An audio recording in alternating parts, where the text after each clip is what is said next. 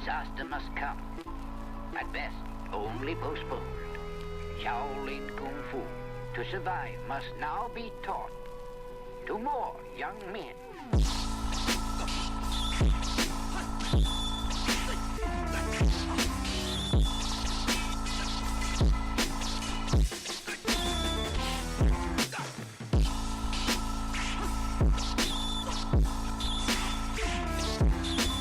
All right. Welcome once again to another episode of Fists, Kicks, and Flicks, the podcast about martial arts, movies, and life.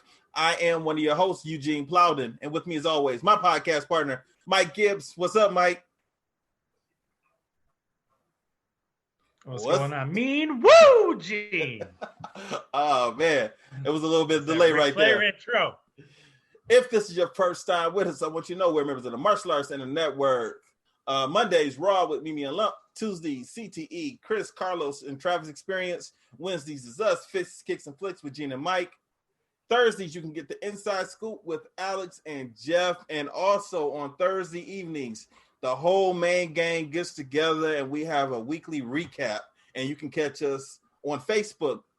For more information, you can check us out on all of our Martial Arts Network social media platforms, Facebook, Twitter, Instagram, and YouTube. Mike, it's showtime. Yes, sir. Above the law. That's right, man. How you doing? I'm good, man. How about you? Good. How was your weekend? Oh, man. I was in Michigan. I went up Wednesday night, and I actually stayed until Sunday. So I was up quite a bit in Michigan, just doing the RC car drag racing all weekend. Yeah. I saw you work. You were working on that Thursday when we went live, right? Mm-hmm. And it didn't stop. Well, you were working on that all night or something, or all night. So I worked all night Thursday. I worked Friday, raced Friday, worked all night Friday, worked Saturday, all day on it. Went to some shops, got some things. Worked, got up, raced Sunday, and came home. And then I've been working on the last 2 days trying to get it together. It's a lot of tweaking and tuning, and you wouldn't think just to make a little RC car go straight, but it's a lot of little technical stuff. Okay. All right. Let me ask you this. Since you just got back from vacation, now did you have the vacation blues? Because sometimes when I go away and I'm away for a week, and when I go back to work, I don't feel like going back to work. And it's Wednesday, and I'm thinking like last week at this time I was getting ready for my trip, or last week. Did you go through that this week? Well, I prepped myself. So I took the week off. Mm-hmm. And then I worked Monday, Tuesday, Wednesday, and took Thursday, Friday off. Okay. And now I'm back on the grind. I got you. Okay, that's smart. That's smart. So we're slowly work myself back into it. All right. But I love my job, man. Except for like when things go bad at work. But other than that, I mean, I like my job. I like the people I work with. I have a good team, so. That's good, man. That's good. I wish I could say the same thing. Anyway, we are live on YouTube right now because we can't be on Facebook because of some language sometimes that we let slip out. But it is what it is. It's all good. So our Gene, movie you can't keep it together for a whole podcast, right? Yeah, it's like I've been saying, man. Sometimes my mouth moves faster than my brain, man. Sometimes just stuff. Just slip guilty. Out, I'm guilty too. So, I know. We're just passionate people, man. Hey, ain't nothing wrong with that. That's right. So our movie this week is Above the Law. How did you feel about this movie? The reason why I said it, Above the Law, it's not my favorite Steven Seagal movie by no means, but it's like his first one of his first ones. So I know we'll probably maybe get into, a year from now or whenever we might get into some more Steven Seagal movies. So I at least wanted to start with the first one is really why I chose it. And it showed off basically, I feel he just, in the movie, it really demonstrated he was trying to show off his Aikido and his martial art because it got, like, to me, the techniques were slow. But then when you watch his later movies, he really was fast through the techniques. And, he kind of showed him learning Aikido. And I feel he implemented that in the movie on purpose because it really didn't have no place in there. It didn't, and that's why this movie is not going to be like some of our other movies. Only because this really was not a martial arts movie. This was an action movie. It showed him doing the Aikido at the very, very beginning of the movie. Mm-hmm. And then, that was pretty much it. Other than that, of course he had altercations throughout the movie and he was doing his moves and stuff like that. But it wasn't a karate movie. And I did not hate the movie. I kind of enjoyed the movie, honestly, to be honest with you. But, it was like, I knew what I was expecting going into the movie, Mm-hmm. So it's almost like the first Star Wars. If you watch the first Star Wars movie, not Episode 1, but A New Hope, we kind of know what to expect when we turn it on. Oh. Now, for someone who's never seen that movie before, they might turn that movie on and be like, "This is garbage." Like, look at right. Like how the CGI looks, and they got puppets in the movie. Like, you don't see that type of stuff in movies now. So. This movie, I kind of expected it to have a certain feel and has a certain look and it had a certain type of beat. I expected it, and it did, and it wasn't a bad movie. I'm not hating on this movie. I don't really have anything to hate on the movie. It just really wasn't a martial arts movie, and right.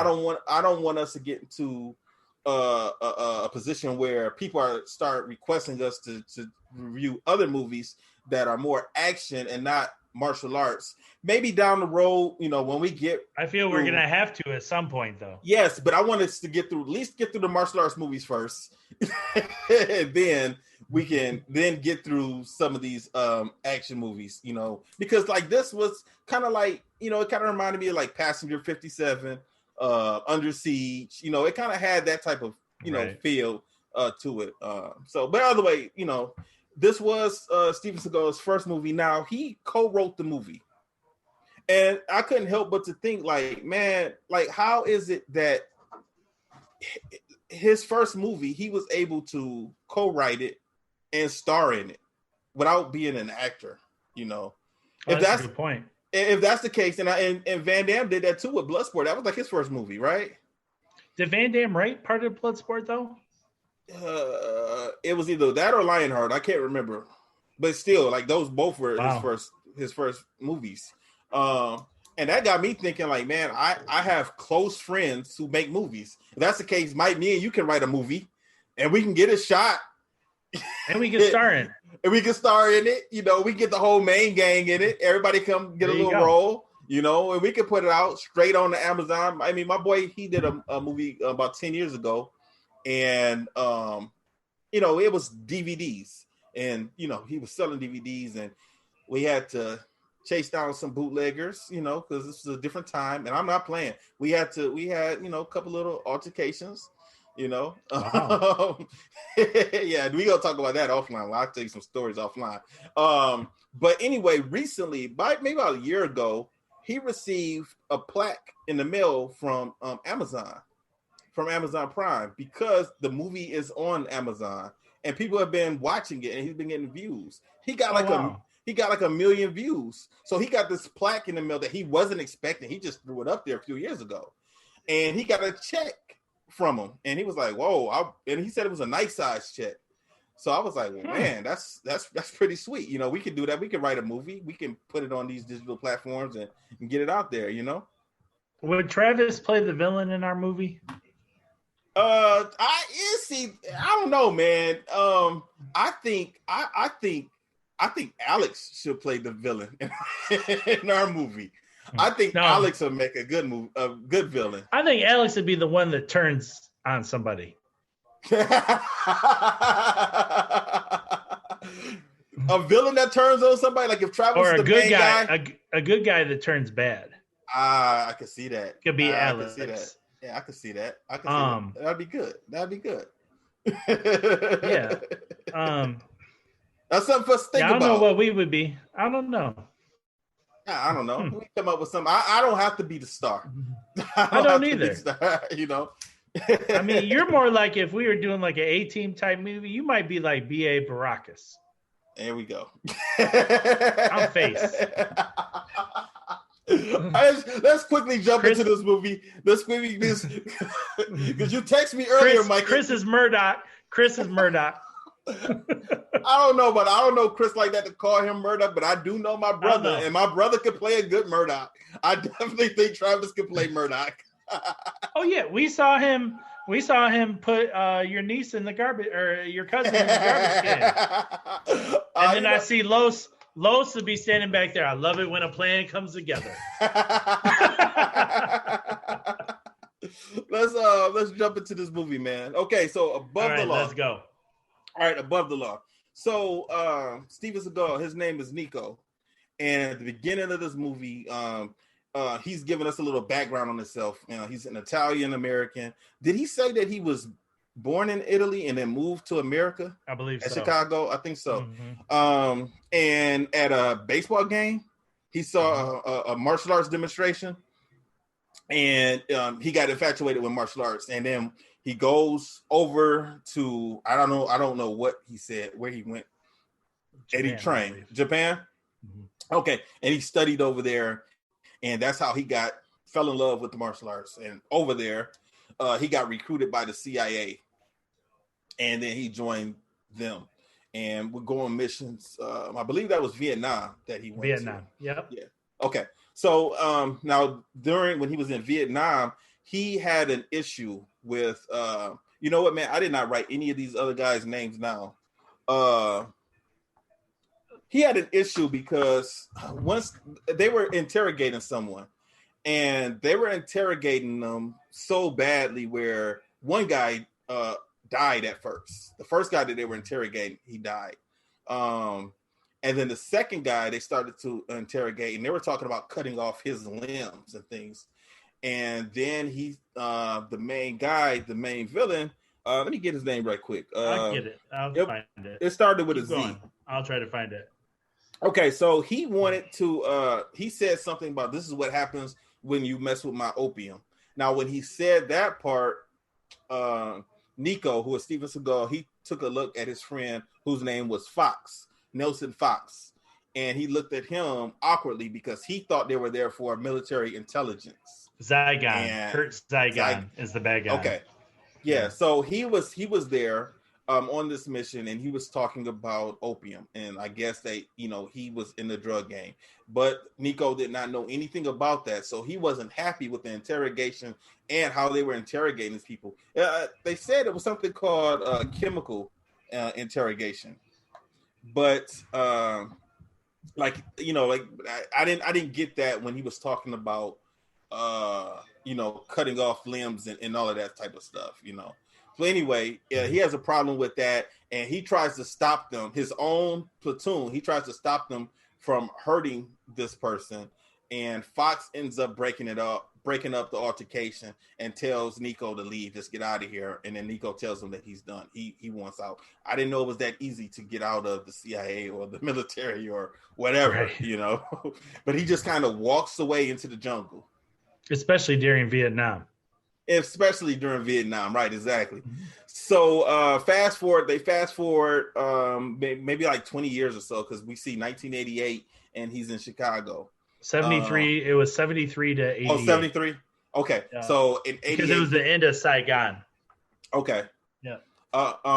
So, the next thing we see his, I don't know if that was a little boy or a little girl. I don't know, because the baby was dressed funny. It was dressed up like a baby doll.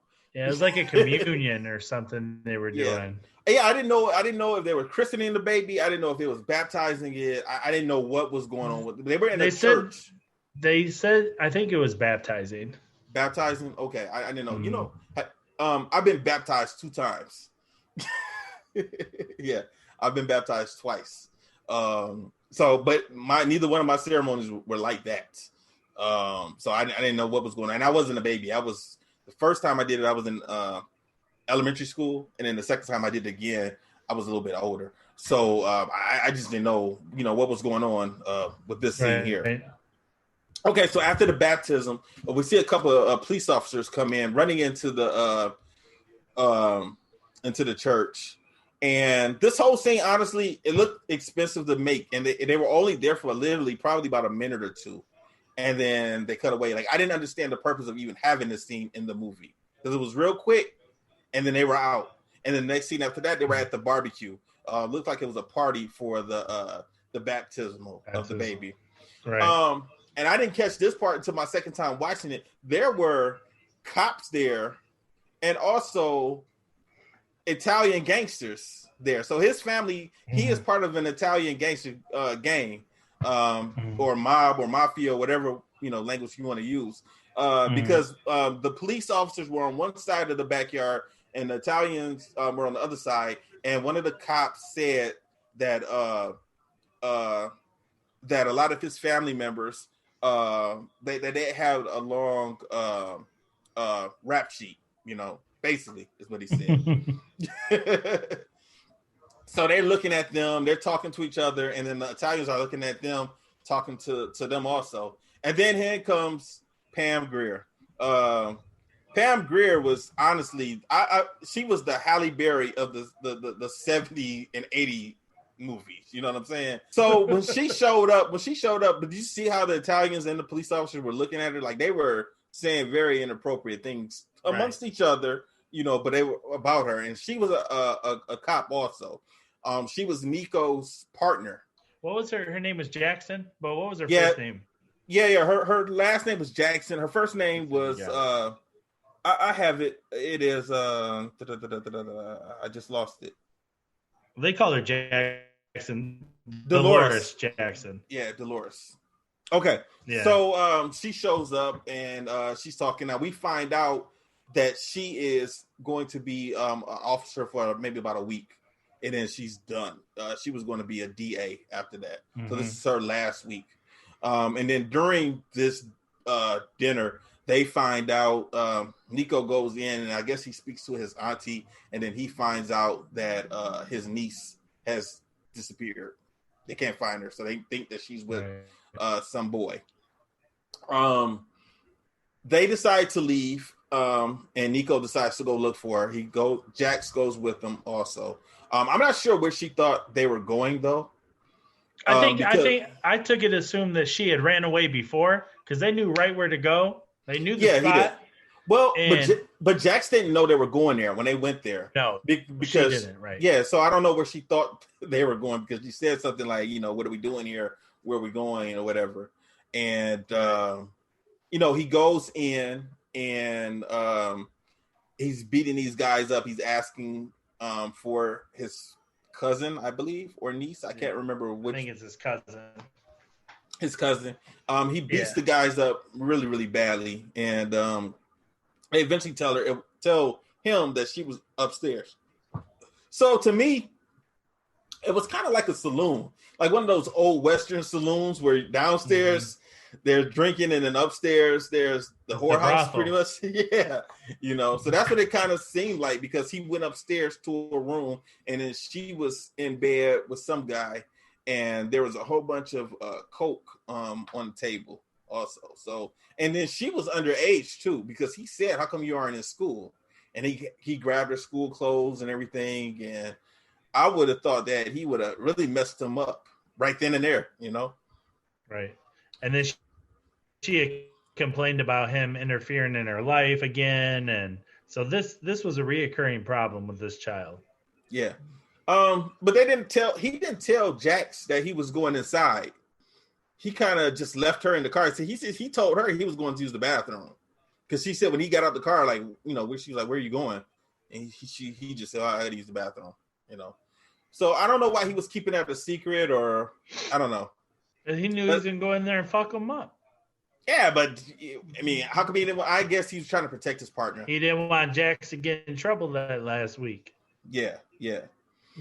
Well, anyway, so when he was talking to I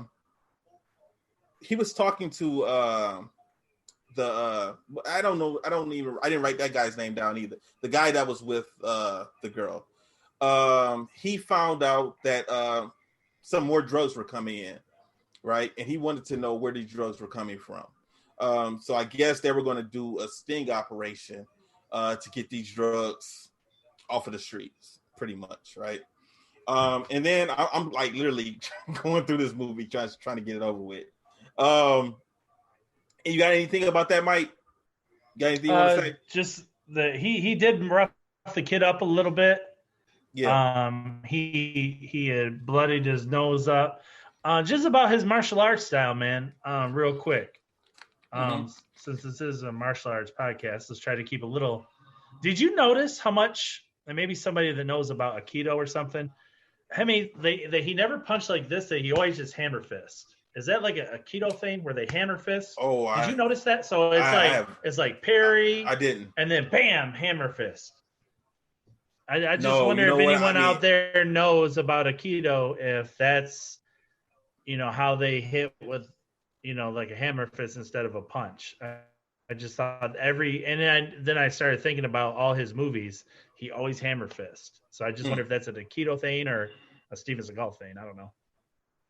Yeah, but he messed the boy up, and the boy gave up where the drug shipment was coming in and at the top of the stairwell. Yeah. And then they set up a sting to get the drugs.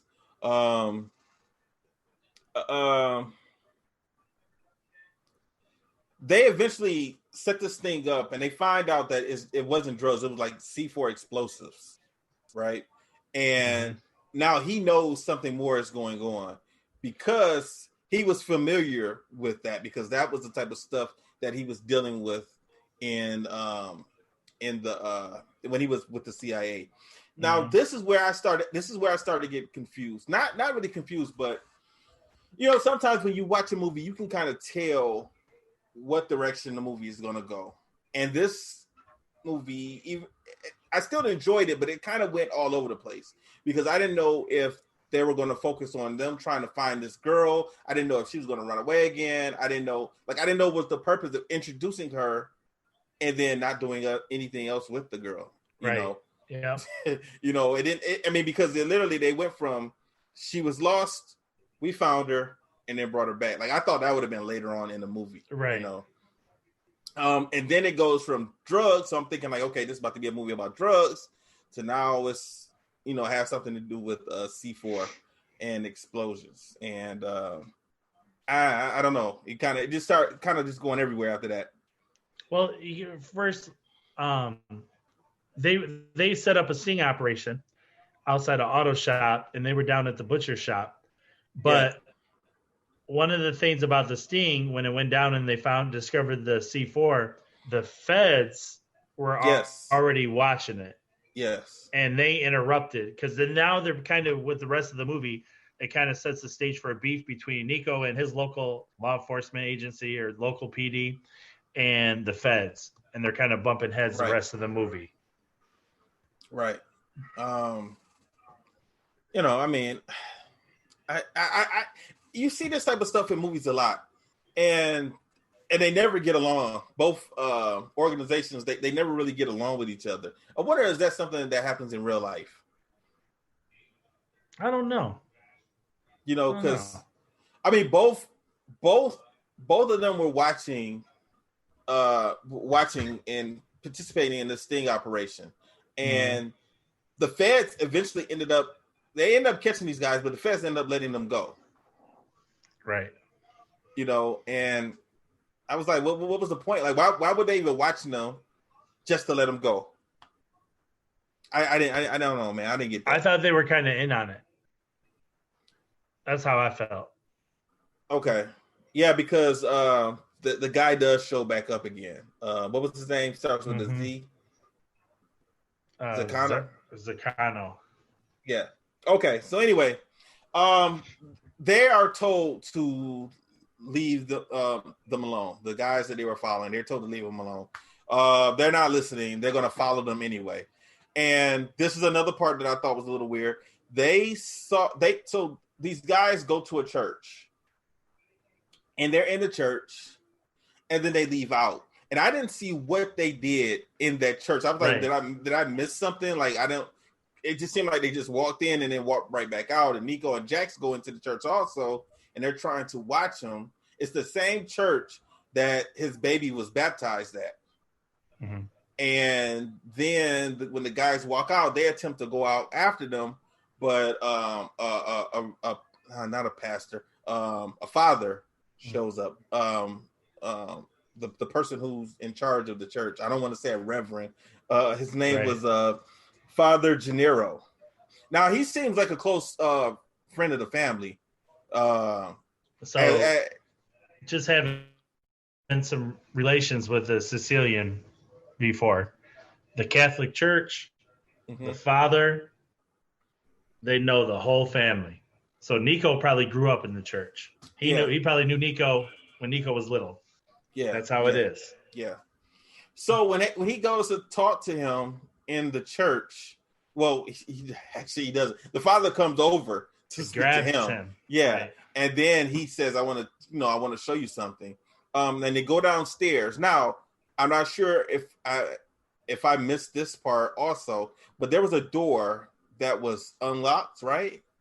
It was locked. It was locked. Yeah, and then it was like kind of another side door. They took you to a different scene where it wasn't locked, which made no sense. Right. But did they ever explain what that whole situation with that door?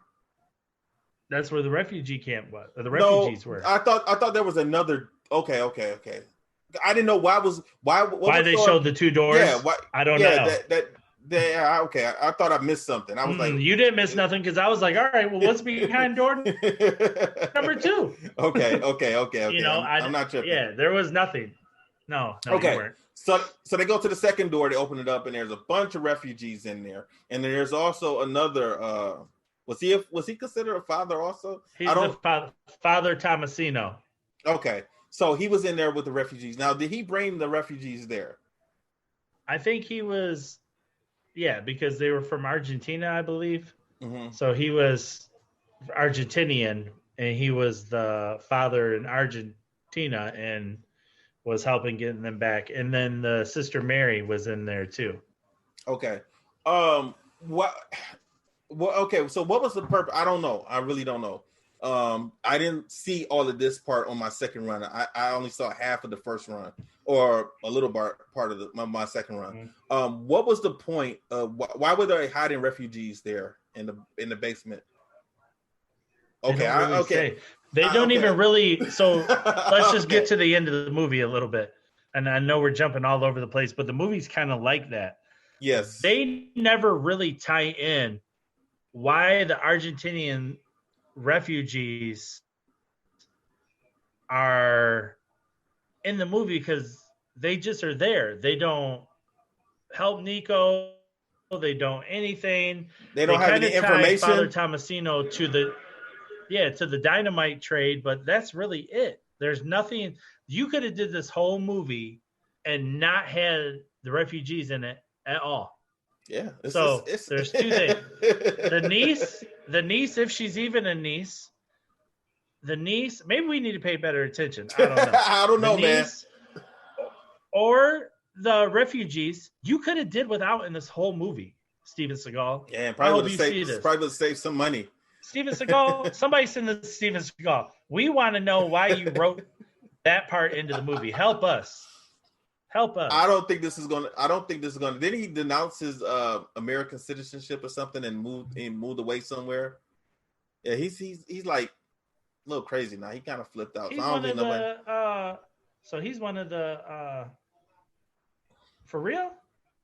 I believe so. I thought I saw something that he moved that was Tom Hanks. That was Forrest Gump, man. Oh man, gave up his citizenship and went to Greece. No. We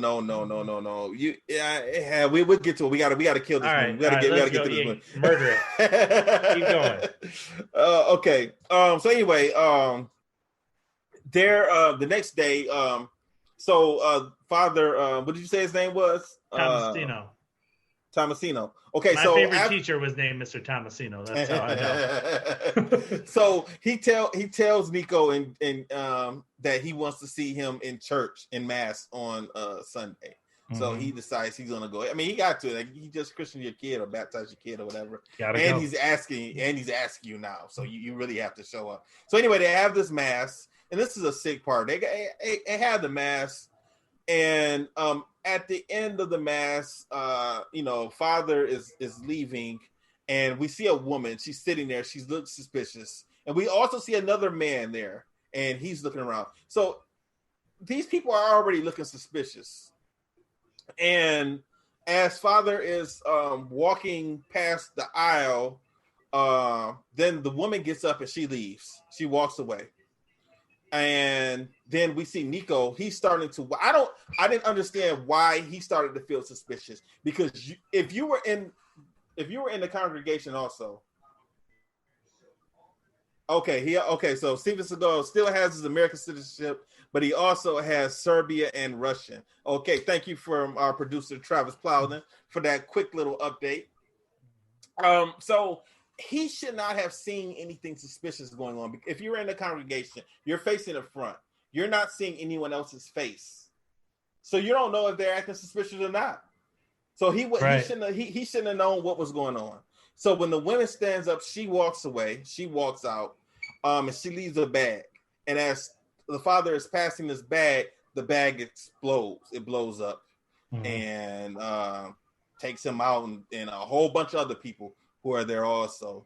And they start to rush these people out of the church. And Nico stays by because he's trying to get to the father to help him. He grabs him and he takes him out of the church, and he's bleeding. And they get him to the hospital. He eventually dies in the hospital. The other guy also dies that was looking suspicious, that they never really said anything about. Yeah. We just got a glimpse of this guy. We find out that he is a federal agent. You got anything to say, Mike?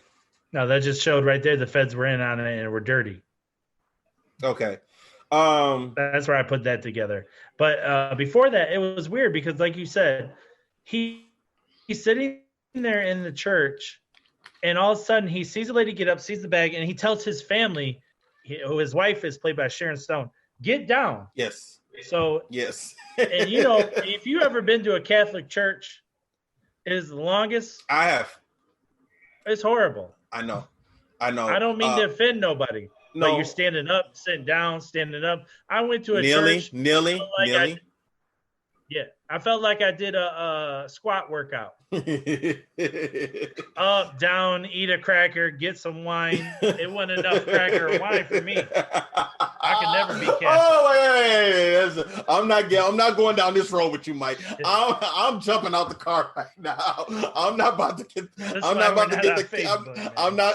the Catholic community. I don't know. Religion. People sensitive nowadays. If you're Catholic, I bet you Alex is Catholic. I'm gonna stop picking on Alex. I don't know. Alex is Catholic, man. Listen. So me and I love that dude, but he's Catholic. Me and Trav went to a Catholic elementary school, or private school. So my parents, we did. My parents, they didn't want. Explains everything about Travis. They did not want us. So in our old neighborhood was rough that we grew up in. So the school, I remember all of my friends that were on my block. Everybody went to the school called Michael. Something Michael. I can't remember the name of it. I just remember them saying they went to Michael. And I wanted to go to that school also, but my parents wouldn't let me. They said we had to go to St. Cecilia. St. Cecilia, man, we had to wear a tie. We had to wear uniform. St. Cecilia, where everybody balls? Yeah. Like all the NBA players ball at? Yeah, that's when we went to school. Okay. That's when we went to school. We used to play basketball there also. So I never wanted to go, but my parents sent us there because they had a bus, and my parents both worked, and the bus could take us to our grandmother's house after school. And we went to the neighborhood school, Michael's whatever. That wasn't happening. There was nobody going to be at our house to take it, or they didn't have a bus to go to my grandmother's. So we went to St. Cecilia. So I went there for a few years. Pretty much most of my elementary school. 2 years I went to a Lutheran school called Berea Lutheran. And that's where I met James Garnett at Berea Lutheran. And then went back to St. Cecilia, finished up there. And then I went to Redford High School, Detroit Public School. So I went from private schools to Redford. Redford was like lean on me. That's what Redford was like. Redford High School was like lean on me. Maybe just toned down just maybe a little bit. Right. So I did some growing up at Redford, for real.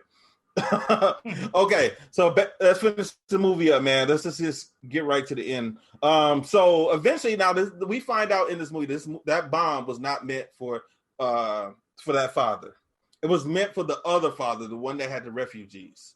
So I guess the feds were targeting him. I missed why.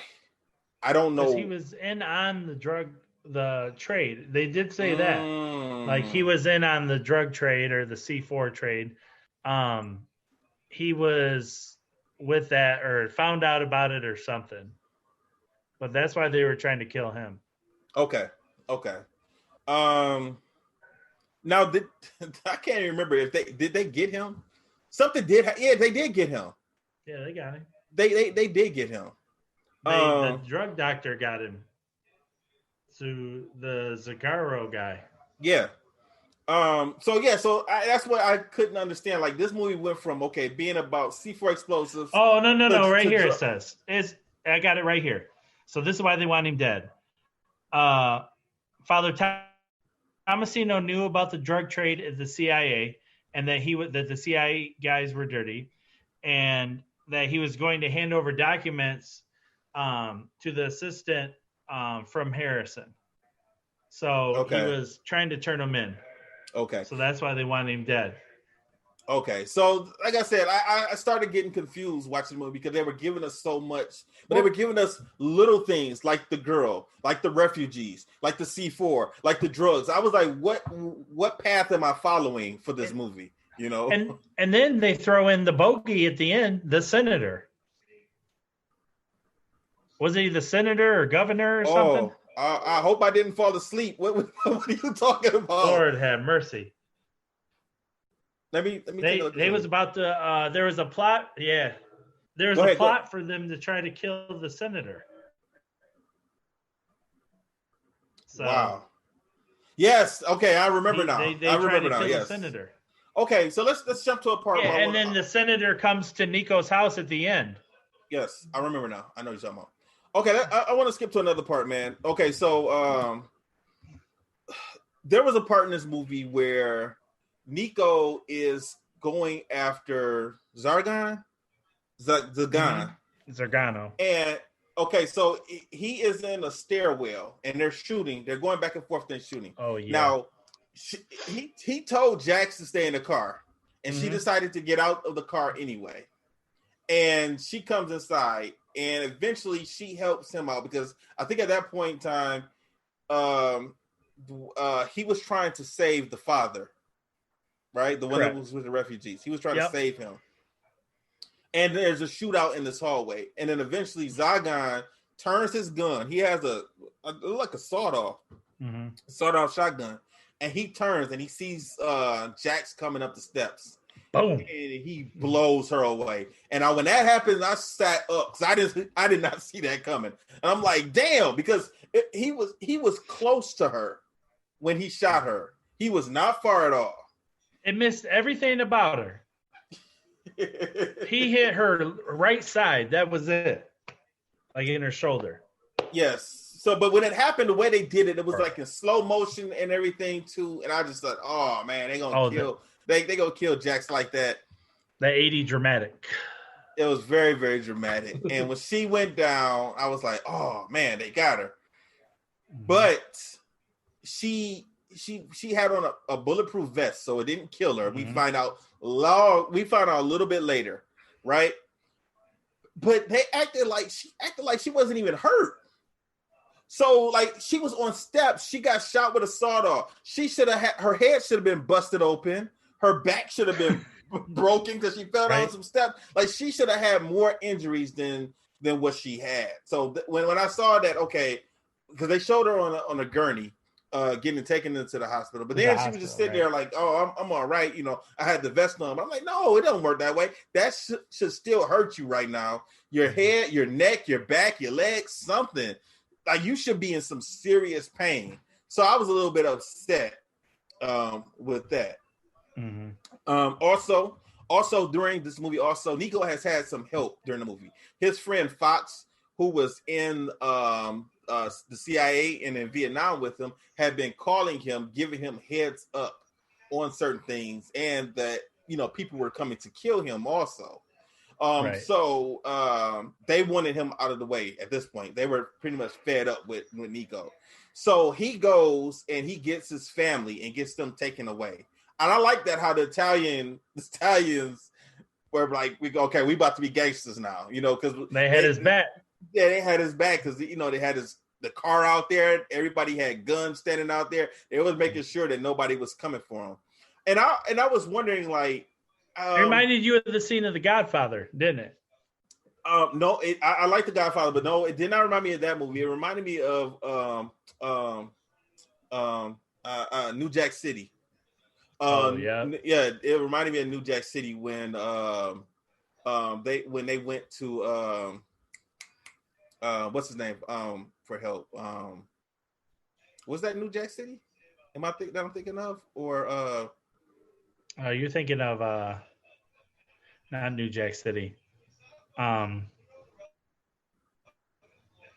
What movie was that? Man, you got me. Brain freeze. Anyway, it'll come back to me. Well, anyway, so they end up taking his family away because his family is threatened. They sent him a picture of him, his wife, and his baby, and they were like in church or whatever. So he knew that he had to get his family, his family away, so they wouldn't be taken out or whatever. Anything else you want to say? No. Okay. You got me thinking about that movie. Okay. Juice. No, not Juice. That was with Juice. That was with that's with Tupac and Omar Epps and No, this I know what it is now. What? It's the movie with Denzel Washington. Denzel Washington, and he's a lawyer. And a Ricochet, that's the name of it. Ricochet. Yeah, that's it. Because he ends up going to see his boy who's still in the drug gang, and he needs help. And the drug, because he's trying to be set up. People are trying to set him up. So that's. And that was a good movie. It was a good movie. It was very good. All right, let's wrap this up, man. Let's get the end of this. So Jack survives. Because of our bulletproof vest. And then Nico decides that he wants to watch the CIA offices to get Fox, his partner Fox. He's calling him and letting him know that he can be killed for helping him out and giving him this information. Now, I pulled this up on Wikipedia.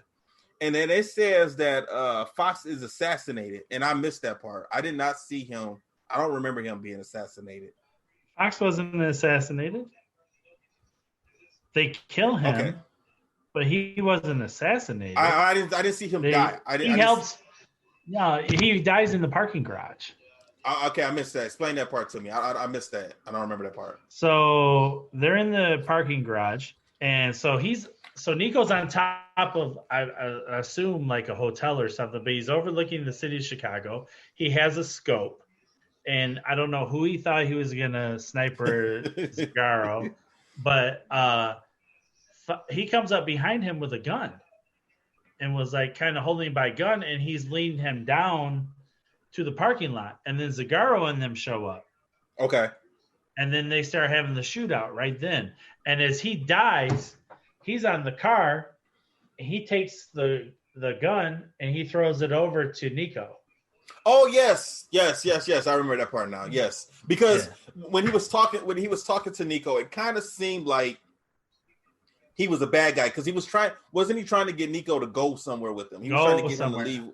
Yeah, he was trying to get him to leave with him, but the way they were doing it, the way they had wrote it, it seemed like Fox was a bad guy.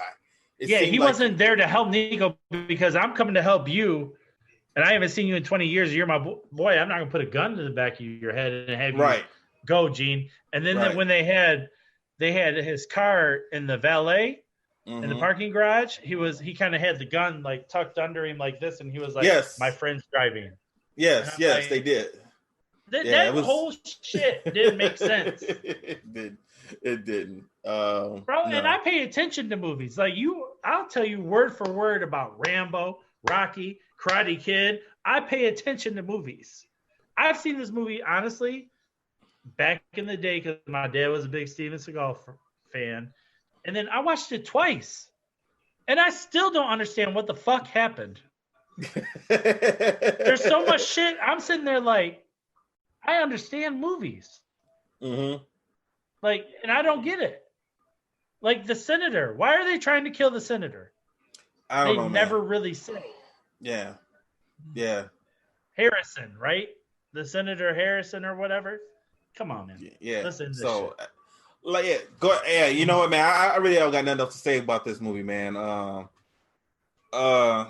Harrison and his entire commission arrives at. No, I'm gonna go back up some. Okay, so Nico is taken to the hotel kitchen where Zygon intends to kill Harrison. Zygon tortures Nico, but then he manages to free himself and kills Zygon. Okay, stop.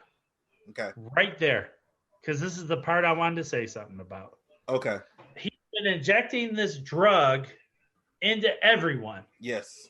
And it's almost like heroin and has an effect.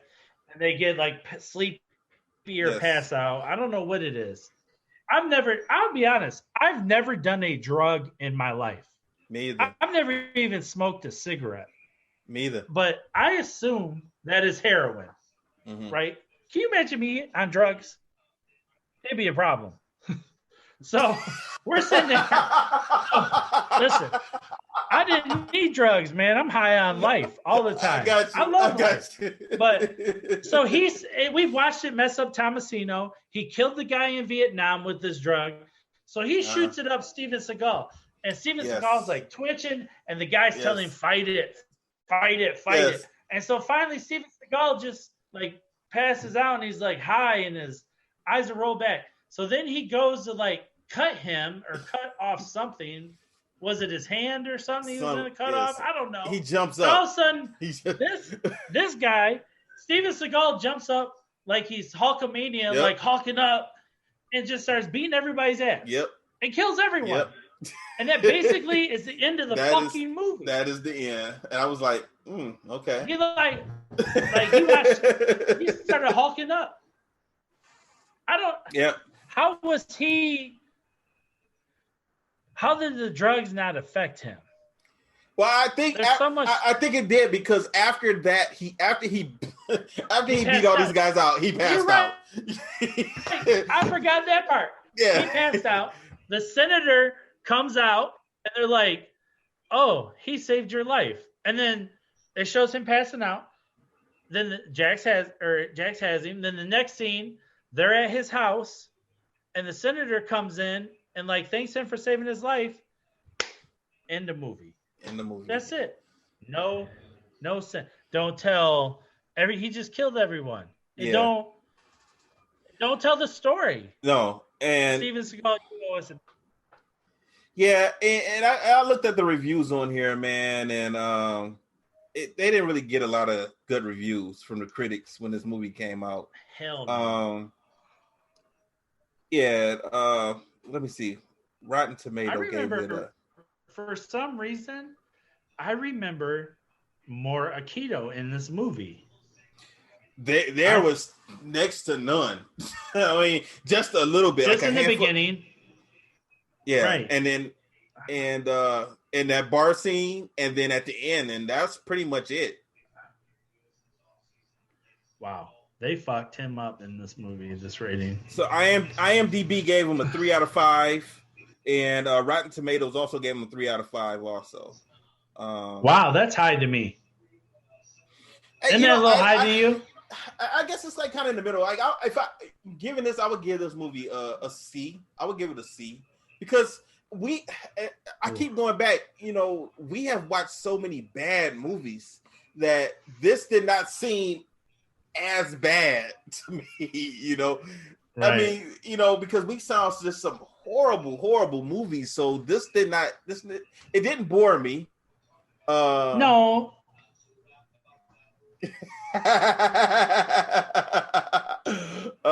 Jeff. That's funny. Jeff's my boy, though. So this movie didn't bore me. I guess what was my problem was I couldn't figure out the plot and where the movie was going, because they gave us so much to think about, and then to find out about a senator, that was I don't know, man. It was kind of all over the place, Yeah, it was really all over the place. Bunch of things. I agree with Jeff. I will say we just talked about Jeff. I'm with Jeff on my favorite Steven Seagal movie of all time is Hard to Kill. I never seen that. Sweet. Oh, it's sweet. Is it a karate movie or is it an action movie? Is it karate? He uses it's an action movie, but he uses a lot of Aikido, the sword. He uses like a samurai sword in this one. The effects are much better. It's just a better movie. I mean, but we'll wait until we run out of movies when we're. The only Steven Seagal movies I really watched were I saw both of the Under Siege movies. I never watched those. I don't even remember them now. I kind of remember different parts, but I don't remember, the whole. I couldn't tell you what the point of the movie was. I probably seen the movies maybe once or twice, and that were when they first came out, and I haven't seen them since. So I wouldn't be able to tell you, what's the point of the movies or whatever. But I do remember enjoying them. Now, seeing them now that I'm older, that was me as a teenager. Now, I don't know if I'll still enjoy. I don't know. Right. All right, let's move on, man. All right, I want to talk about virtual tournaments real quick. Okay, so we just had the Jesse Ray's virtual fight tour. And he has his second one coming up, okay? But that's not what I want to talk about. Do you think virtual competitors is here to stay for forms and weapons? So if somebody is in Portland and can't make it next year to the Battle of Atlanta, do you think they will be able to do their form or weapon from their karate school, not in their backyard, not in their basement, somewhere where it kind of can look professional, in their karate school and do their form and be able to compete? As a tournament promoter, would you be for or against that? I would be for it. So this is just I'll give you two perspectives. Okay. My perspective of what I think will happen with this whole virtual thing eventually, and what COVID has taught us is no. So if someone lives in Michigan and wants to go to the battle, they need to go. But what I could see happening is international competitors being allowed to turn in virtual, for that specific tournament. I could see maybe that happen. Me as a promoter, I'm a money whore, and I'm gonna let anybody enter. So yep, that's my perspective on it. I know Trav just said that they just did it in Florida, and I know they just did it in Florida. Am I freezing up, Mike? A little bit, but you're good. Keep going. Okay. I know they just did it in Florida out of necessity because of the pandemic that's going on, right? But things get back to normal when there is no to really have the virtual. I think I would if I was a tournament promoter. I most definitely would, because I would still charge them the same price. And the forms and weapons competitor, that'll be sweet for me if I don't have to pay for hotel and I don't have to pay for travel, and I could just be if I cannot financially afford to make it, I would love to just stay at my school and do it. And I don't mean send it in. I mean do it live, not send in a video. Do it live as it's going on. One of the things I think might happen would be it will turn into this person got a better score because they were live in front of the judges, in person, and this person was live, I don't know. And I think it would turn into that. I don't know. I just feel that's what it would happen. There would be either that competitor that complains or the parent that complains that, that person was live and my kid was at home and But you know what? But you know what? Their complaints anyway at tournaments for anything. Oh, without a doubt. For whatever reason, you know. You know, if you get a very, very talented forms or weapons competitor to compete, and it's somebody that's kind of well known, it's a good chance they're probably going to stand out anyway. You know, I don't know, man. It's something to think about. I mean, I don't see nothing wrong. Me personally, I don't see nothing wrong with it as a promoter. Right. If I had a tournament, hey, go ahead, send me the $50 for your entry fee. But remember though, okay, so promoters are human. Mm-hmm. They have feelings. Obviously, they make money off hotels usually. So somebody's judging somebody, and they're like, all right, this person did my tournament virtually, and now I'm judging them at, say, like the battle or something, and they're live in front of me. I bet you there's some people that would be like, oh, well, he didn't come to my tournament. Oh yeah, I'm quite sure that'll be. I most definitely think that. That's just sport. I most definitely. But then you got to think too, man. Everybody can't afford this activity to compete nationally. You know, they just can't. I mean, you know, a lot of us from, you know, that didn't get sponsored. I could never go to California to compete. I could never go down to Florida because we weren't about to pay for flight, hotel. We weren't going to drive to Florida or drive to California, or Texas or any of those faraway tournaments. You know, so we were pretty much just restricted to Michigan, Ohio, Indiana. And then, you know, we would go down to Kentucky. We would drive up. We have driven up to New York, Buffalo, New York. We competed in Canada. But when we were teenagers, I know we didn't really go too far out of that, you know, that region. I know that ski used to, but it was just him and my uncle, you know. So, you know, he would travel around to a lot of different tournaments, but Ski really, he wanted that too.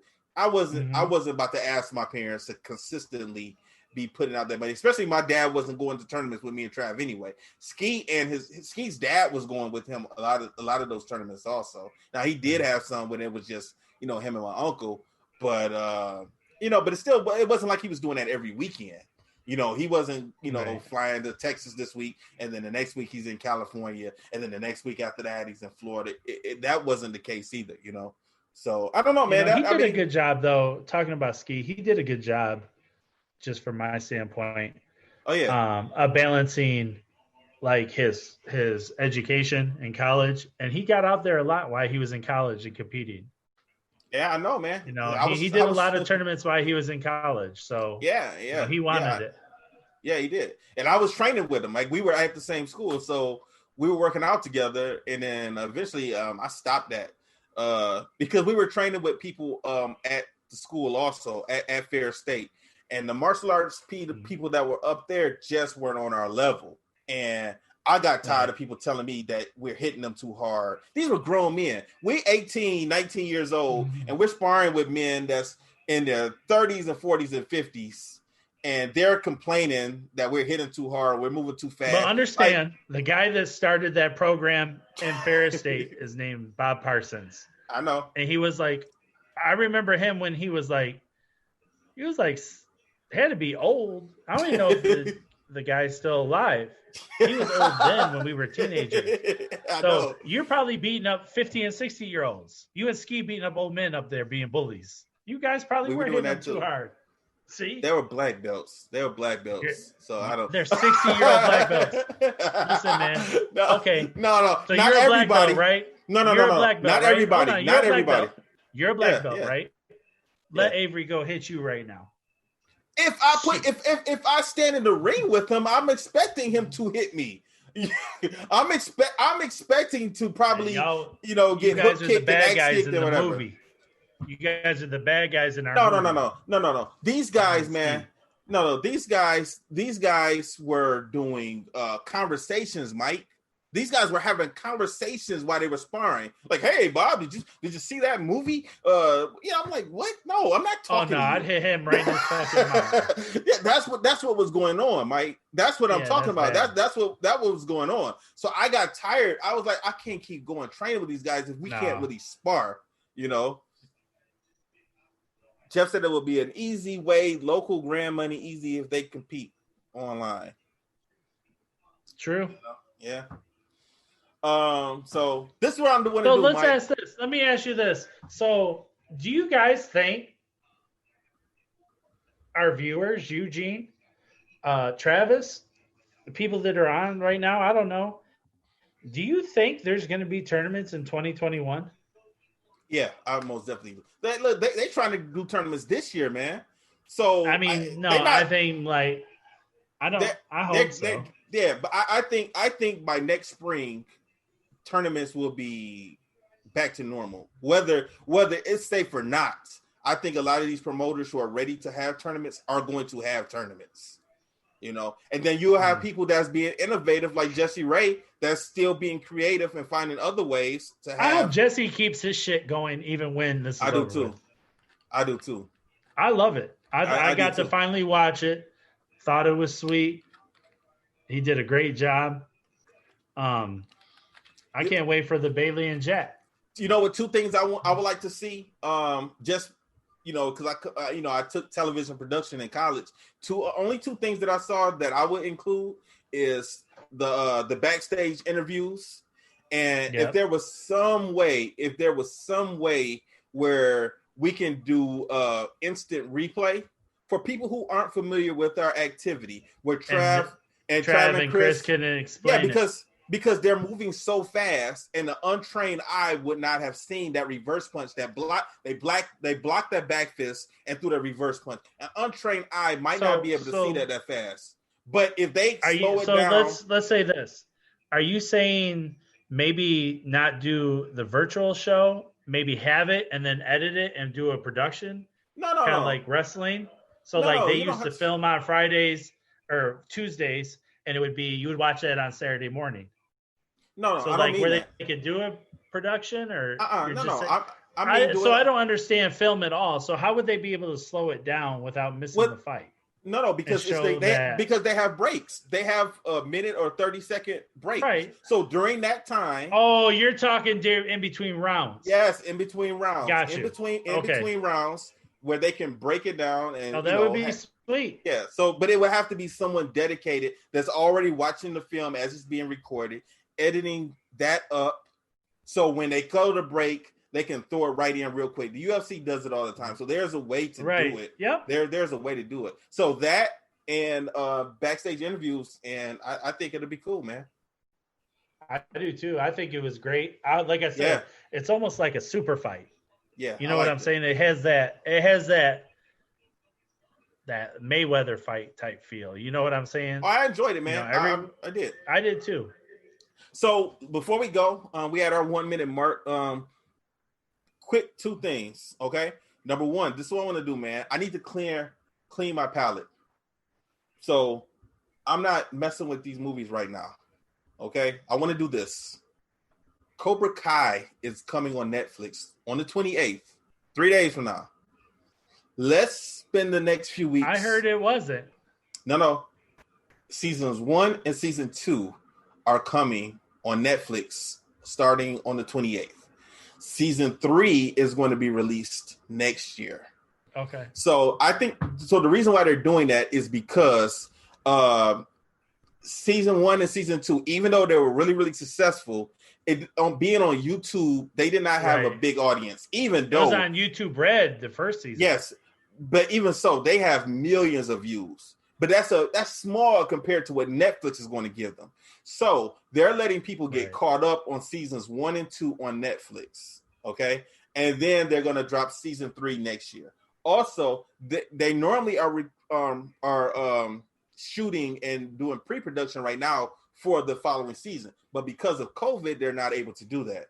So this gives them enough time to do it next year. So they'll drop season 3 next year, And that way there's no delay for season 4 and season 5 and so on and so on. Right. So this is what I want to do. I want us to watch the first 5 episodes. They're not very long at all, so it's not going to take us. Right. They're about the same. If we do 5, it's about the same time length as a movie. So I want to do this week coming up. Let's review episodes 1 through 5 of season 1. The following week after that, episodes 6 through 10. And then the following weeks after that, we'll do the same thing, but for season 2. So let's spend the next 4 weeks knocking out that. And also because Cobra Kai is real popular, I think it's going to get us some good views for our show also. You know what I'm saying? Sure. So that'd be pretty cool, man. Last thing, man.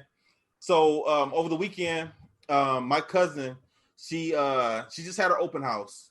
So she graduated from high school. And also my lady's daughter, she also graduated. Congratulations, man. So I did mine 25 years ago, but I got you. No, I mean you in the life, you're in the child's life, man. So this got me to thinking about when we were in high school. So I want to ask you, man. So what's a memorable moment from your high school? An event, something that happened, anything. It could be inside of high school or outside of high school. You want me to go first? Go. I had to think. You go. Okay. So, before you graduated, at the time we went to school, you had to have so many hours working, right? So I went to my counselor and he told me I had to have a job. We couldn't, for whatever reason. I don't know why we didn't use karate, because I was teaching for my uncle at different places, satellite programs, stuff like that. I don't know why we didn't use that. But anyway, I went and got a real job. I went to Burger King, got a job, right? Me and Ski, we worked at Burger King together. We both had friends who worked at Burger King also. Now, Ski, man, he found a way to get out of work all the time because of tournaments. He was taking weekends off all the time, and I was stuck there, Burger King by myself, because I wasn't going to these tournaments, right? So one time, Trav knows the story. He always tells me, tell people. So one time, some of our high school friends were working, and a guy comes into Burger King, and he asked for a Whopper with extra pickles. And the guy who was making the Whoppers said, "Okay."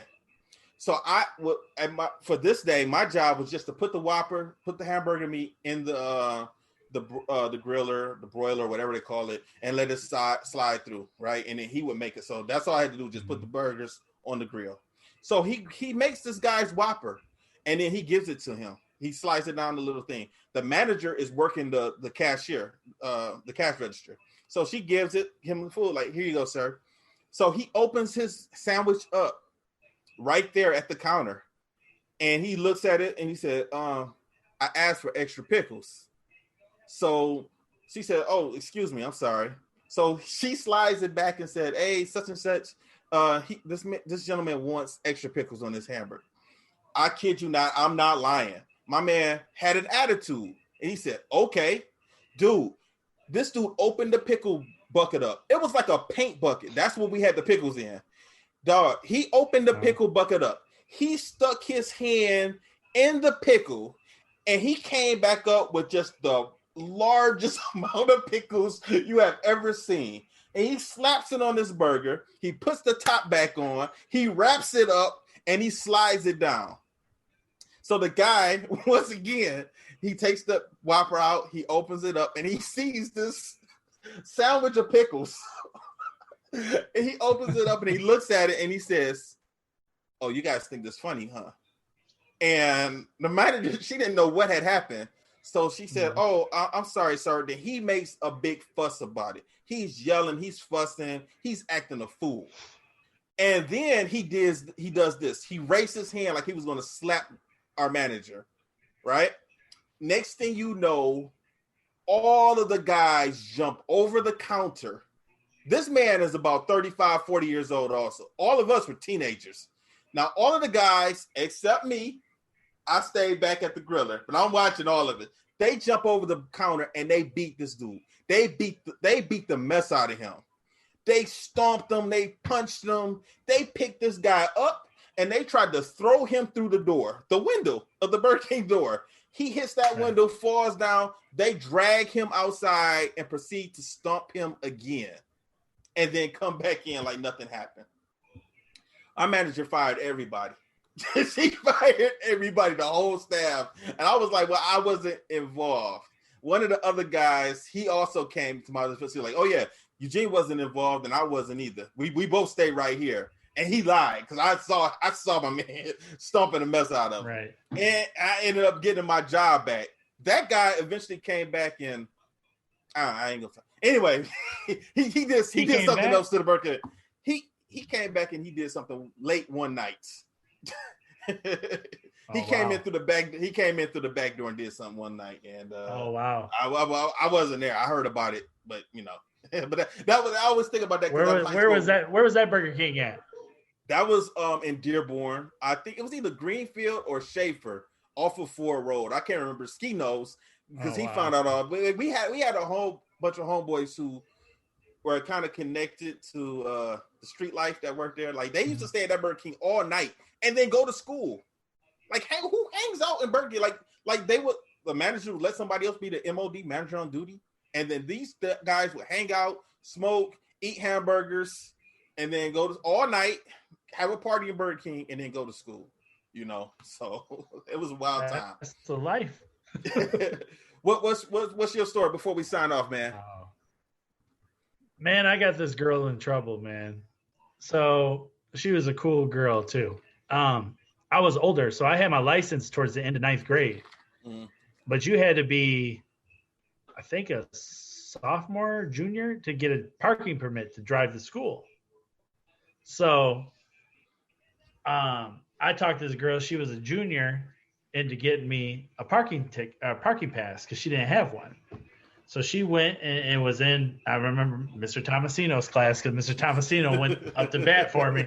So he always said, Mike, Mr. Tomasino was my favorite teacher. So it was this class called World Studies. And what it was is he did like a scenario role play for the whole year. Okay. And either it was World Studies 1, World Studies 2. And you had your own country. And it was a fake world he made. And there was like poor country, rich, great. And you had to trade with people. And how you interacted is kind of how your grade was. But it kind of just taught you about different cultures. But he was a cool teacher. Yeah, it was sweet. Like we had our own currencies we had to make up, our own laws, and you couldn't talk to like other people. But it was cool. And like each hour was different countries. So me and this girl were cool. She was in like honors government or something.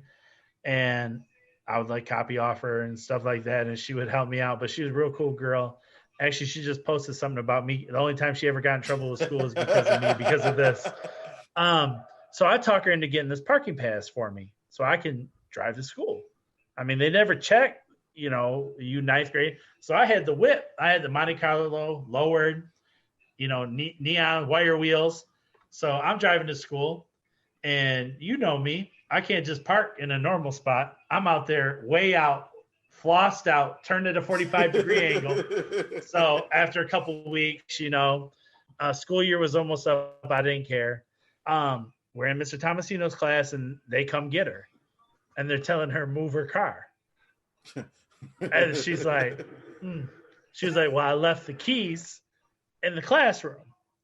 So she's going to come back, ask me for the keys. I ain't giving you the keys to my car, baby girl. It's not happening. And she was like, what do you mean? She was like, I'm about to get in trouble if I don't move your car. I said, you are not touching my car. So I didn't care. I sent her to the wolves. I sent her to the wolves. But hold on, because she was like a nice girl and they could tell like I kind of like manipulated her ass into doing this. I got cooked too.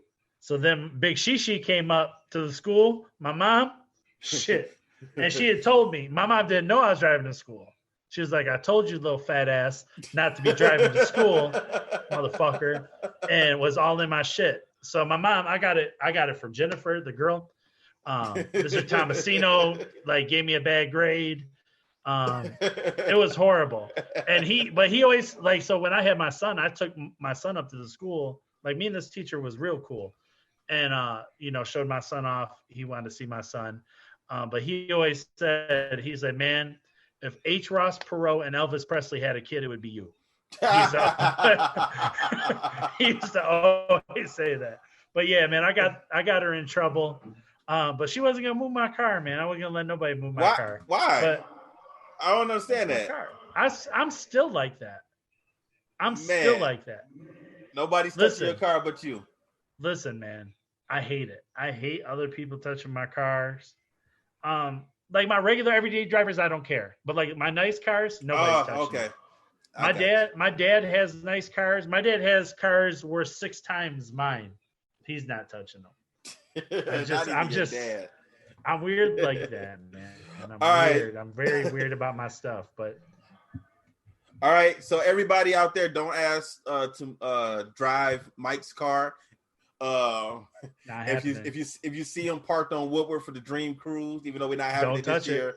Don't touch it. All right. And all my cars are black. So like if you touch black and there's dust on it, it will scratch it. Don't touch my cars, man. All right. That's a warning. That's a warning straight from Mike Gibbs. Don't touch his cars. Don't touch my cars. All right, that's gonna wrap it up for us here at Fists, Kicks, and Flicks on the Martial Arts Center Network. Remember, next week we are reviewing episodes 1 through 5 of Cobra Kai. So if you have not seen Cobra Kai yet, you might not want to listen to our podcast because it's gonna be full with spoilers. Okay, right. Just giving you a warning right now. We'll say it again at the beginning of the next week also. But that's the next month of reviews. I'm looking forward to it. Finally, it's gonna be fun. You know, it's gonna be stuff to laugh at, stuff to reminisce about from the old Karate Kid movie. So we should have a good time. So for Jay Plowden, Mike Gibbs, our producer Travis Plowden, and everyone here on the Martial Arts Center Network. Mike, are you going to be on the main game Thursday or not? Depends. So okay, maybe or not. Like I said, Wednesdays I always try to do my recap of all the podcasts because that's my day. I was on the first main game, and then the last 2 I haven't been able to catch everyone's episodes. I've been running like Friday. I've been catching up. I'm just back from vacation, so I'm behind on everything. But if I get them tomorrow, I'll get on for sure. I don't have a lot going on Thursdays, so hopefully. I listened to CTE today, but what I think I want to start doing is I'm going to have to start doing a recap of the shows, re-listening to them again, because I forget that I listened to CTE when we be doing our recap, and I be forgetting what they talked about. So I'm going to have to re-listen to theirs again on Thursdays. Also, I got time when I'm in the car. So, all right, everybody, we will listen. We will talk to you guys next week. Make sure if you guys got any questions, comments, concerns, make sure you leave a comment down in our box here on our Martial Arts Inner Network page here on Facebook. You guys have a good week. Stay safe, stay strong, and we will talk to you guys next week. Peace.